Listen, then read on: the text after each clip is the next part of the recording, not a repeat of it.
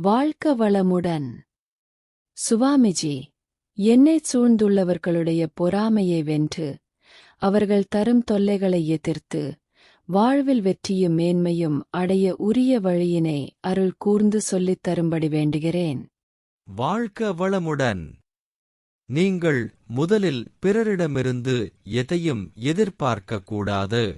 இயற்கையிலேயே உங்களிடம் அபரிமிதமான ஆற்றல்களும் திறமைகளும் அமைந்திருக்கின்றன. இதை உணருங்கள். அவற்றை பெருக்கி நீங்களும் பயன்பெற்று பிறருக்கும் தாராளமாக உதவ முடியும் என்பதை அறிந்து கொள்ளுங்கள். அமைதியாக உட்கார்ந்து நீங்கள் எங்கு, எவ்வாறு, என்னவாக இருக்கிறீர்கள் என்று கணித்துக் கொள்ளுங்கள்.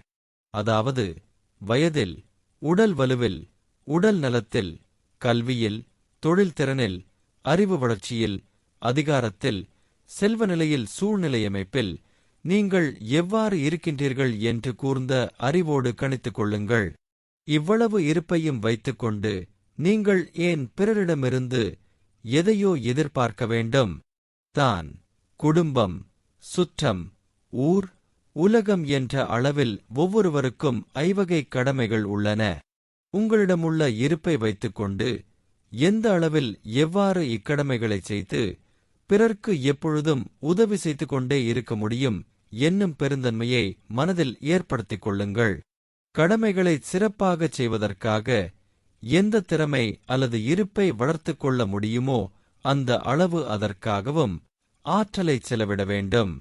இந்த மாதிரியான உயர்ந்த மனநிலையை வளர்த்துக் கொள்ளுங்கள். இந்த தன்னிறைவு திட்டத்தைத்தான் நமது மன்றத்தைச் சேர்ந்த அன்பர்களுக்கு வலியுறுத்தி வருகிறேன். இந்த திட்டத்தில் மனச்சோர்வுக்கோ, சினத்திற்கோ, கவலைக்கோ இடமில்லை. தன் முயற்சியில், செயலில் விளைவைக் காணும் கர்மயோகம் இதில் அடங்கியிருக்கிறது. வாழ்க்க வளமுடன்.